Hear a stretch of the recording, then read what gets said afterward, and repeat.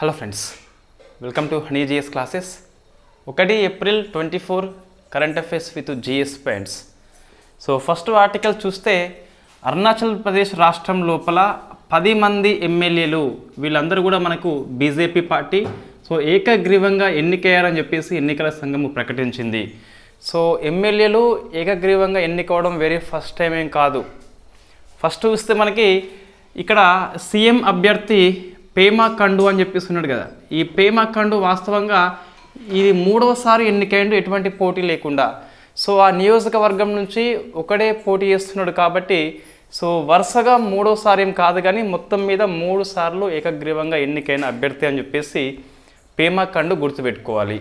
So 2011 ఎన్నికల్లో, 2014 ఎన్నికల్లో, 2024 ఎన్నికల్లో సో మధ్యలో మనకి 19 ఎన్నికల్లో సో అతనికి పోటీ చేయడం జరిగింది కాబట్టి వ్యతిరేకంగా ఎన్నిక కాలేదు. మొత్తం మీద 3 సార్లు అని చెప్పేసి పేమా ఖండు ఒక ఎమ్మెల్యే స్థానానికి 3 సార్లు పోటీ లేకుండా ఎన్నికైండు. సో మనకి ఇది వెరీ ఫస్ట్ టైం ఏం కాదు. 1951, 52 ఎన్నికలు చూస్తే ఇట కనీసము 28 మంది ఎంపీలు అయితే 298 ఎమ్మెల్యేస్. ఇది దేశవ్యాప్తంగా చూస్తే 28 మంది ఎంపీలు అట, 298 ఎమ్మెల్యేస్ అట ఏకగ్రీవంగా ఎటువంటి పోటీ లేకుండా ఎన్నికైనట. సో మనము ఈ 28, 298 గుర్తుపెట్టుకోవాలి. ఎన్నికల సంఘం యొక్క అఫీషియల్ అనౌన్స్మెంట్ కాబట్టి సో ఈ పేమా ఖండు పేరు గుర్తుపెట్టుకోవాలి. 10 మంది అని చెప్పేసి గుర్తుపెట్టుకోవాలి. టీఎస్పీఎస్సీ ఇటువంటి ప్రశ్న ఫోకస్ చేస్తుంది. సో ఇటీవల అరుణాచల్ ప్రదేశ్ అసెంబ్లీ ఎన్నికల్లో ఎంతమంది ఏకగ్రీవంగా ఎన్నికయ్యారని చెప్పేసి 10, 9, 8, 7 అని చెప్పేసి ఇస్తారు. సో 10 నెంబర్ గుర్తుపెట్టుకోవాలి. వెరీ ఫ్యాక్ట్ అయినప్పటికీ ప్రశ్న వస్తే రావచ్చు. సో మనకి ఎట్లా ఉంటుందంటే తెలంగాణ, ఏపీలో ఇటువంటి చాలా అరుదైన విషయం మనకి. సో పోటీ చూస్తే ఎక్కువ మంది కనిపిస్తారు ఒక నియోజకవర్గం లోపల. ఇక్కడ చూస్తే 10 మంది. సో మనకి బీజేపీ పార్టీ, అపోజిషన్ పార్టీ ఎన్నికల్లో పోటీలు లేదు కాబట్టి ఏకగ్రీవంగా ఎన్నికయ్యారు. Next economy, very famous update. ఇక్కడ డేట్ గుర్తుపెట్టుకోవాలి. 1 ఏప్రిల్ నుంచి కొన్ని అమల్లోకి వస్తున్నాయి. అందులో మనకి అన్నీ అవసరం లేదు. ఇన్ఫ్యాక్ట్ ఒకటి చూస్తే MSME, so micro small medium enterprises కోసం అని చెప్పేసి ఇది ఒక సంస్థలు. ఇవి సో గూడ్స్ అందిస్తాయి, అంటే వస్తువులు అందిస్తాయి, కొన్నిసార్లు సర్వీస్ని అందిస్తాయి, సేవలు అందిస్తాయి. ఈ గూడ్స్ కానీ సర్వీస్ కానీ ఎవరైతే పొందుతున్నారో ఆ కంపెనీలు కంపల్సరీ ఈ ఎంఎస్ఎంఈకి రిటర్న్గా 45 రోజుల్లోగా పేమెంట్ చేయాలి. ఒకవేళ పేమెంట్ చేయకుంటే ఎంత మొత్తం పేమెంట్ పెండింగ్లో ఉందో, ఫర్ ఎగ్జాంపుల్ 1 lakh అనుకోండి. ఈ 1 lakh అనేది సమ్ ఎక్స్ అనే కంపెనీ సమ్ వై అనే ఎంఎస్ఎంఈ కంపెనీకి చెల్లించాలి. సో 45 డేస్లోగా చెల్లించాలి. వై అనే ఎంఎస్ఎంఈ కంపెనీ అనేది ఎక్స్ అనే కంపెనీకి 1 లక్ష రూపాయల విలువైన గూడ్స్ లేదా సర్వీస్ని అందించింది. ఈ ఎక్స్ అనే కంపెనీ వైకి 45 డేస్లోగా పేమెంట్ చేయాలి. పేమెంట్ చేయకుంటే ఈ మొత్తాన్ని ఎంత, ఈ 1 lakh అనేది సో ఆదాయ పన్ను మినహాయింపు లభించదు అని చెప్పేసి 1 ఏప్రిల్ నుంచి అమల్లోకి వస్తుంది. ఈ చర్య దేనికి పనికి వస్తుంది అంటే ఎంఎస్ఎంఈ యొక్క వేగవంతమైన చెల్లింపుల కోసం అని చెప్పేసి పనికి వస్తుంది. ఓ కంపెనీ వస్తువులు సేవలు పొంది 45 డేస్లోగా పేమెంట్ చేయకుంటే ఎంత మొత్తం పేమెంట్ చేయాలనో అంత మొత్తాన్ని ఆదాయ పన్ను నుంచి మినహాయింపు అని చెప్పేసి చూసుకోవాలి. సో ఆదాయ పన్ను మినహాయింపు వాళ్ళకు ఇవ్వరు అని చెప్పేసి చూసుకోవాలి. సో మనకు గుర్తు రావాలి వెంటనే సో చెల్లింపుల విషయంలో ఆలస్యం అయితే మనకి ఫిర్యాదు చేయాలని చెప్పేసి ఒక పోర్టల్ ప్రవేశపెట్టింది. సో ఎంఎస్ఎంఈ మినిస్ట్రీ అని చెప్పేసి దాని పేరు వచ్చేసి ఏముంటుంది, సమాధాన్ పోర్టల్ అని చెప్పేసి పిలుస్తాం. నెంబర్ ఆఫ్ టైం మనం డిస్కస్ చేసి ఉన్నాము. సమాధాన్ పోర్టల్ అని చెప్పేసి, ఛాంపియన్ అని చెప్పేసి, ఉద్యమి అని చెప్పేసి నెంబర్ ఆఫ్ స్కీమ్స్ మనకి ఎంఎస్ఎంఈ విషయంలో ఎంఎస్ఎంఈ మినిస్ట్రీ వారు ఇంప్లిమెంట్ చేస్తున్నారు. అందులో వస్తే మనకి సమాధాన్ పోర్టల్ అనేది సో ఎంఎస్ఎంఈ యొక్క చెల్లింపుల పరిష్కార వేదిక అని చెప్పేసి పిలుస్తున్నాం. ఇది మనకి రీసెంట్ కరెంట్ అఫైర్స్. ఇదేమో ఈరోజు మనకి వార్తల్లో ఉంది. ఇది రావచ్చు లేదా దీని లింక్ కూడా ఇది రావచ్చు. సో నెక్స్ట్ చూస్తే సో కల్చర్ కిందికి వస్తుంది. గ్లోబల్ జియో పార్క్ నెట్వర్క్ అని చెప్పేసి యునెస్కో 18 సైట్స్ని ఆమోదించింది. సో ఏంటి మనకి విషయం వార్తల్లో ఉంది అంటే గ్లోబల్ జియో సైట్స్. సో మొత్తం 18 వాటిని యునెస్కో ఆమోదించింది. ఇండియాలో ఉందా అంటే ఒకటి కూడా లేదు. కాబట్టి ఇన్ఫ్యాక్ట్ నేను దేశాల పేర్లు రికార్డు కోసం మాత్రమే ఇవ్వడం జరిగింది నోట్స్ లోపల, బట్ ఆ దేశాల పేర్లు అవసరం లేదు. సో ఈ 18 సైట్స్ మనం యాడ్ చేస్తే గిట్ట ఈ గ్లోబల్ జియో సైట్స్ లేదా గ్లోబల్ జియో పార్క్ నెట్వర్క్ అని చెప్పేసి పిలుస్తాం. ఈ 18 యాడ్ చేస్తే మొత్తము 213 అయితే అట. 48 కంట్రీస్లో ఇవి విస్తరించి ఉన్నాయట. ఈ నెంబర్ గుర్తుపెట్టుకోవాలి కంపల్సరీ, 21348 అని చెప్పేసి. మొత్తం మీద ఈ 18 సైట్స్ మనం కలుపుకుంటే ఐజన్ టుడే గ్లోబల్ జియో సైట్స్ అని చెప్పేసి లేదా గ్లోబల్ జియో పార్క్ నెట్వర్క్ అని చెప్పేసి మొత్తము 213 ఫ్రమ్ 48 కంట్రీస్ అని చెప్పేసి చూసుకోవాలి. ఇండియాలో లేదు కానీ ఇండియా అనేది ఈ యునెస్కో యొక్క గ్లోబల్ జియో పార్క్ నెట్వర్క్లో సభ్యదేశంగా కొనసాగుతుంది. సో ఏం గుర్తుపెట్టుకోవాలంటే భారతదేశంలో so global geo park network ఒకటి కూడా లేదు, బట్ భారతదేశం అనేది గ్లోబల్ జియో పార్క్ నెట్వర్క్లో మెంబర్షిప్గా ఉంది అని చెప్పేసి చూసుకోవాలి. సో మనకు అప్లై చేసింది ఇటీవల ఎక్కడ అంటే సో మధ్యప్రదేశ్ లోపల మనకు సో డైనోసార్ శిలాజా పార్క్ అని చెప్పేసి ఉన్నది. డైనోసార్ శిలాజాల జాతీయ పార్క్ అని చెప్పేసి దీన్ని ఈ జియో పార్కుగా జియో సైట్స్గా అనౌన్స్మెంట్ చేయమని చెప్పేసి యునెస్కోగా అప్లై చేసింది. ఇంకా నిర్ణయం మనకి రాలేదు. సో ఇందులో మనకి ఇటీవల వార్తల్లో ఉంది అండి. ఈ మధ్యప్రదేశ్ లోపల మనకి డైనోసార్ శిలాజా పార్క్ అని చెప్పేసి ఉంది కదా. సో ఇక్కడ చూస్తే బిల్లులు ఒక ట్రైబ్స్ వాళ్ళు ఒక రాతి బొమ్మను దేవుడు అని చెప్పేసి పూజిస్తున్నారు. సో మొన్న మన సైంటిస్ట్ ఏమన్నారంటే దేవత కాదు డైనోసార్ యొక్క గుడ్డు అని చెప్పేసి చెప్పడం జరిగింది. సో అది మనకి ఇటీవల వార్తల్లో ఉంది. బిల్లులు అని చెప్పేసి గుర్తుపెట్టుకోవాలి. వెరీ ఫేమస్ క్వశ్చన్ అది. ఇంతకుముందు ఆ రాతి నిర్మాణం ఏదైతే ఉందో దాన్ని దేవతగా భావించి వాళ్ళు పూజలు ఇన్ఫ్యాక్ట్ అవన్నీ చేసేటోళ్ళు. సైంటిస్ట్ వచ్చేసి దేవుడు కాదు ఒక గుడ్డు అని చెప్పేసి చెప్పడం జరిగింది. మనం డిస్కస్ చేసి ఉన్నాం ఆల్రెడీ. మొత్తం మీద ఆ డైనోసార్ శిలాజాల జాతీయ పార్క్ ఏదైతే ఉందో దాన్ని ఈ గ్లోబల్ జియో సైట్గా లేదా గ్లోబల్ జియో పార్క్ నెట్వర్క్ గుర్తించమని చెప్పేసి ఇండియా అప్లై చేసింది. ఇంకా రిజల్ట్ రాలేదు. ఏం గుర్తుపెట్టుకోవాలి అంటే ఇండియా మెంబర్షిప్ ఉన్నది, దెర్ ఈజ్ నో సైట్స్ అని చెప్పేసి గుర్తుపెట్టుకోవాలి. బట్ 1 సైట్ కోసం అని చెప్పేసి అప్లికేషన్ని పంపింది. సో ఇక్కడ చూస్తే 213 నెంబర్ గుర్తుపెట్టుకోవాలి. ఆ దేశాల పేర్లు చదువుతాను, బట్ ఎగ్జామ్ చూస్తే అవసరం లేదు. China, Brazil, Croatia, Portugal, Spain, France, Greece, Hungary, Denmark, Poland, దాంతోపాటు బెల్జియం, నెదర్లాండ్లో ఉన్న ఒక ఉమ్మడి సైట్ అని చెప్పేసి ఇవ్వడం జరిగింది. మొత్తం మీద 18 సైట్స్ అని చెప్పేసి గుర్తించింది. నెక్స్ట్ డిఫెన్స్ కిందికి వస్తుంది. సో ఆల్ కాంబర్ అని చెప్పేసి ఒక నౌక, ఇది ఒక ఫిషింగ్ నౌక. ఇది ఇన్ఫ్యాక్ట్ దీన్ని ఫిషింగ్ వెజిల్ అని చెప్పేసి పిలుస్తాం. చేపలు పట్టే నౌక, ఇట్ ఈస్ ఫిషింగ్ వెజిల్. ఎందుకు వార్తల్లో వచ్చింది అంటే ఇది ఇరాన్ నౌక. ఫస్ట్ అయితే ఇది ఇరాన్ నౌక. ఇందులో 13 మంది పాకిస్తాన్ జాతీయులు ఇన్ఫ్యాక్ట్ ఈ హిందూ మహాసముద్రంలో వెళ్ళేటప్పుడు సముద్ర దొంగలు పట్టుకున్నారు, హైజాక్ చేస్తారు ఈ ఆల్ కంబర్ నౌకని. మన ఇండియన్స్ అనేది ఆపరేషన్ సంకల్ప్ ద్వారా వీళ్ళు మన పాకిస్తాన్ వాళ్ళని సహాయం చేస్తారు, వాళ్ళని సో క్షేమంగా బయటకు తీసుకొస్తారు, హైజాక్ నుంచి బయటకి విడిపిస్తారు మన ఇండియన్ నేవీ అని చెప్పేసి. సో ఏ షిప్లు పాల్గొన్నాయి అంటే ఆపరేషన్లో ఐఎన్ఎస్ సుమేధ అని చెప్పేసి ఉన్నది, ఐఎన్ఎస్ త్రిశూల్ అని చెప్పేసి ఉన్నది. సో త్రిశూల్ ఇవి రెండు కలిపి ఈ పాకిస్తాన్ వాళ్ళని విడిపిస్తాయి హైజాక్ నుండి. సో మనం ఏం గుర్తుపెట్టుకోవాలి అంటే ఆల్ కంబర్ అనేది ఇరాన్ నౌక అని చెప్పేసి ఒక ఫిషింగ్ వెజిల్ అని చెప్పేసి గుర్తుపెట్టుకోవాలి. పాకిస్తాన్ జాతీయులను రక్షించినారు కాబట్టి సో అట్రాక్ట్ చేస్తే చేయవచ్చు ఎగ్జామినర్ని. అందుకోసం అని చెప్పేసి ఇక్కడ 2 పేర్లు గుర్తుపెట్టుకోవాలి. ఆపరేషన్ సంకల్ప్ అనేది సముద్రం యొక్క రక్షణ కోసం అని చెప్పేసి ఇండియన్ నేవీ ఎప్పుడు కండక్ట్ చేస్తుంది. దీనికోసం అని కాదు, దానికోసం అని కాదు. రేపు ఇంకో నౌక గిట్ట పట్టుబడితే దాన్ని విడిపిస్తుంది సంకల్ప్ కిందనే. నెక్స్ట్ గగన్ శక్తి 2024 అని చెప్పేసి వార్తల్లో ఉంది. వెరీ ఫేమస్ ఎక్సర్సైజ్ ఇది. సో గగన్ శక్తి 2024 ఇది ఇండియన్ ఎయిర్ ఫోర్స్ కండక్ట్ చేస్తుంది. యాజ్ పర్ హిందూ ప్రకారం చూసినా, ఎక్స్ప్రెస్ ప్రకారం చూసినా కూడా ఇంకా పిఐబిలో ఇవ్వలేదు, ఈరోజు ఇస్తే ఇవ్వచ్చు. సో ఇది భారతదేశంలోని అతిపెద్ద లార్జెస్ట్ ఎయిర్ ఫోర్స్ ఎక్సర్సైజ్ అని చెప్పేసి ఇవ్వడం జరిగింది. So India's largest air force military exercise as per Hindu and express ప్రకారం చూస్తే ఇది రాజస్థాన్లోని మనకి పోఖ్రాన్లో కండక్ట్ చేస్తున్నాము. ఇందులో అన్ని ఎయిర్ ఫోర్స్ యొక్క మిలిటరీ స్టేషన్స్ పాల్గొంటాయట. సో ఇది గగన్ శక్తి అని చెప్పేసి గుర్తుపెట్టుకోవాలి. ఇది ఎవ్రీ 5 years జరుగుతుంది. లాస్ట్ టైం 2018 అని చెప్పేసి చూసుకోవాలి. సో గ్యాప్ చూస్తే 6 years వచ్చింది, కానీ లాస్ట్ టైం మనకి 2018 అని చెప్పేసి చూసుకోవాలి. ఎవ్రీ 5 years అని చెప్పేసి గగన్ శక్తి అని చెప్పేసి పోఖ్రాన్ అని చెప్పేసి గుర్తుపెట్టుకోవాలి. ఎవరు కండక్ట్ చేస్తున్నారు, ఎయిర్ ఫోర్స్ అని చెప్పేసి చూసుకోవాలి, ఎయిర్ ఫోర్స్ అని చెప్పేసి గుర్తుపెట్టుకోవాలి.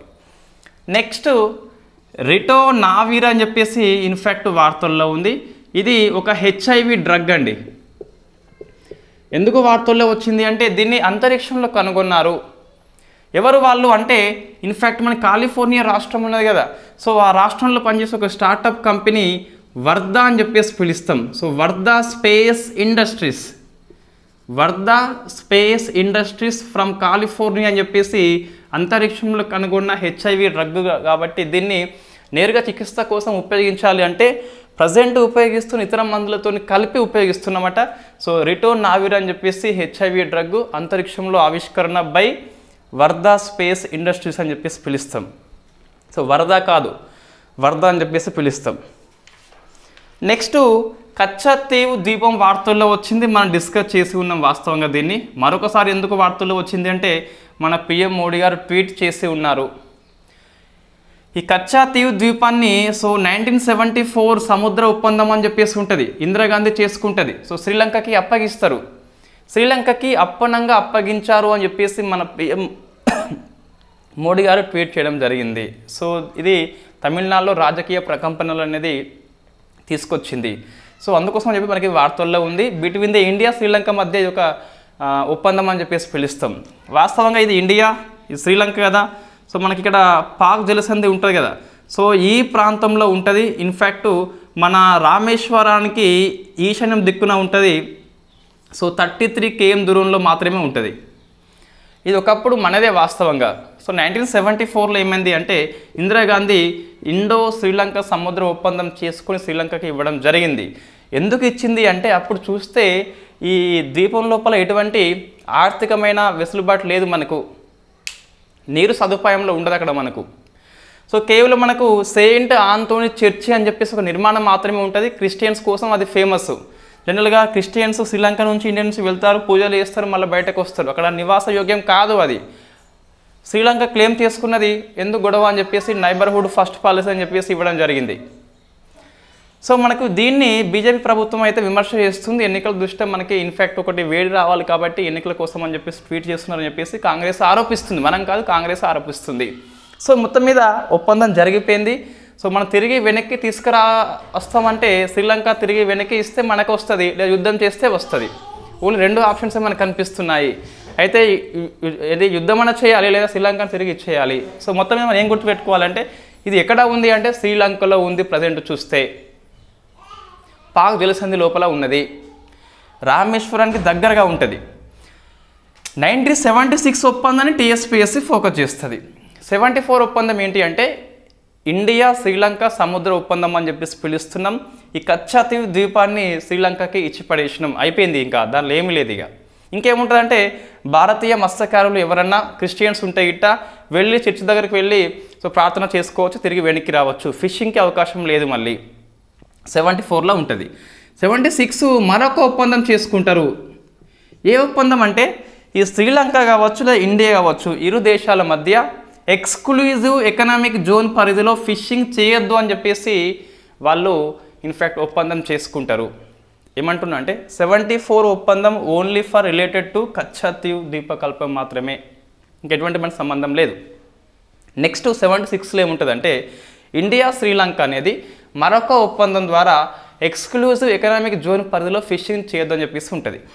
What is the exclusive economic zone మనం డిస్కస్ చేసి ఉన్నాము. ఇన్ఫ్యాక్ట్ కోస్టల్ లైన్ నుంచి 200 నాటికల్ మైల్స్ దూరంలో ఉన్న ప్రాంతాన్ని మనము ఎక్స్క్లూజివ్ ఎకనామిక్ జోన్ అని చెప్పేసి పిలుస్తున్నాం. ఫిషింగ్కి చేసుకోవచ్చు అక్కడ ఇరు కంట్రీస్ కూడా, బట్ ఇక్కడ ఒక ఒప్పందం ఉంది కాబట్టి చేసుకోరాదని చెప్పేసి ఉంది కాబట్టి ఫిషింగ్ చేసుకోవట్లేదు. అయితే ఈ కచ్చతీవ్ అనేది ఈ ఎక్స్క్లూజివ్ ఎకనామిక్ జోన్ పరిధిలోనే ఉంటుంది. ఇండియాకి చూసుకున్న 33 km అంటే మనకి 375 km వస్తుంది ఎక్స్క్లూజివ్ ఎకనామిక్ జోన్ అంటే. 200 నాటికల్ మైల్స్ అన్న ఒకటే, 375 km అన్న ఒకటే. కాబట్టి సో 33 km దూరంలో ఉంది కాబట్టి మనకి EEZ పరిధిలోకి వస్తుంది కాబట్టి సో ఫిషింగ్కి అవకాశం లేకుండా పోయిందని చెప్పేసి తమిళనాడు ప్రభుత్వం యొక్క వాదన. సో మొత్తం మీద మనం ఇక్కడ ఏం గుర్తుపెట్టుకోవాలంటే ఏ ఒప్పందం ద్వారా శ్రీలంకకి ఇచ్చినామని చెప్పేసి 76 ఒప్పందంలో ఏముందని చెప్పేసి చూసుకోవాలి. నెక్స్ట్ తర్వాత చూస్తే ఆఫ్రికా ఖండంలో దక్షిణ ప్రాంతంలో 3 దేశం లోపల తీవ్రమైన కరువు వచ్చింది. సో ఇక్కడ చూస్తే జాంబియా దేశము, ఇవి గుర్తుపెట్టుకో ప్రశ్న వస్తుంది, మాలవి దేశము, ఇవి రెండు కూడా ఆల్రెడీ సో నేషనల్ డిజాస్టర్ జాతీయ విపత్తుని ప్రకటించినాయి కరువు కారణంగా. సో కరువు కారణంగా నెక్స్ట్ ఆర్డర్లో జింబాంబే అని చెప్పేసి మనకి ఈరోజు పేపర్లో వచ్చింది ఈనాడు లోపల. ఇన్ఫ్యాక్ట్ జింబాంబే ఇంకా ఇవ్వలేదు, బట్ మనకి త్వరలో ఇస్తుందని చెప్పేసి పేపర్లు ఇవ్వడం జరిగింది. క్వశ్చన్ ఎలా వస్తుంది అంటే మొత్తం 3 పైన ఉంటాయండి, క్వశ్చన్ లోపలనే ఉంటాయి. ఇది యూపీఎస్సీ ప్యాటర్న్ క్వశ్చన్. ఏంటిది? జాంబియా, మాలవి, జింబాంబే దేశాలు ఇటీవల వార్తల్లో దీని కారణంగా ఉన్నాయి. 1 భూకంపాలు, 2 కరువు, 3 వరదలు అని చెప్పేసి, 4 అంతర్యుద్ధం అని చెప్పేసి అట్లా వస్తుంది క్వశ్చన్ అనేది. సో మనకి ఎట్లా ప్రశ్న అంటే ఇక్కడ కరువు కారణంగా ఆహారం సంక్షోభంలో ఉంది కాబట్టి సో నేషనల్ ఎమర్జెన్సీ విధించారని చెప్పేసి చూసుకోవాలి. సో ఇది జాంబియా అండ్ మాలవి అని చెప్పేసి విధించారు, జింబాంబే ఇంకా నెక్స్ట్ ప్రాసెస్లో ఉందని చెప్పేసి మనకి ఆర్టికల్ ఇవ్వడం జరిగింది. ప్రశ్న ఎలా వస్తుందంటే ఇవి 3 క్వశ్చన్ లోపలనే ఉంటాయి, కారణం అని చెప్పేసి కింద ఉంటుంది. ఇంకోటి ఈ బ్రెజిల్లో మన గంజాయి చట్టబద్ధం అని చెప్పేసి ఇన్ఫ్యాక్ట్ ఎక్స్ప్రెస్లో ఇవ్వడం జరిగింది, but there is no clarity. దాంట్లో ఏముంది అంటే 18 ఏళ్ల కంటే ఎక్కువ ఉన్న వాళ్ళకి వ్యక్తిగత వినోదం కోసం అని చెప్పేసి ఉపయోగించవచ్చు అని చెప్పేసి ఇవ్వడం జరిగింది, బట్ ఇంకా మనకు క్లారిటీ లేదు. సో దాన్ని రేపు డిస్కస్ చేద్దాం. నెక్స్ట్ సైక్లోన్ గమానే అని చెప్పేసి వార్తల్లో ఉంది. సైక్లోన్ గమానే అని చెప్పేసి ఇది మడగస్కర్ని ఎక్కువ ఎఫెక్ట్ చేస్తుంది. ట్రాపికల్ సైక్లోన్ అని చెప్పేసి పిలుస్తున్నాం. ఏ కంట్రీ నేమ్ ఇచ్చింది సెర్చ్ చేయలేదు, నేను సెర్చ్ చేసి రేపు చెప్తాను. మొత్తం మీద మడగస్కర్ అని చెప్పేసి ఎఫెక్ట్ అయింది.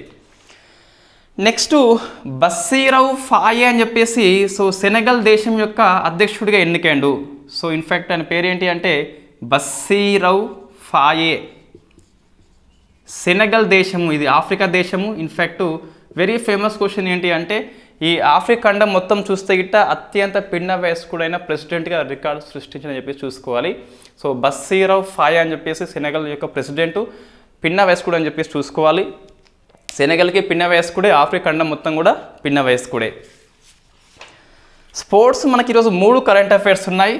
ఫస్ట్ చూస్తే మనకి Miami open doubles title. So Miami open doubles title మన బోపన్న గెలుచుకున్నాడు.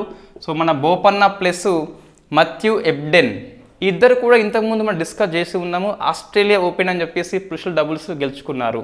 సో అది ఫేమస్, ఇది అంతగానో అవసరం లేదు కానీ రివైజ్ అయితే అని చెప్పేసి రాయడం జరిగింది. సో బోపన్న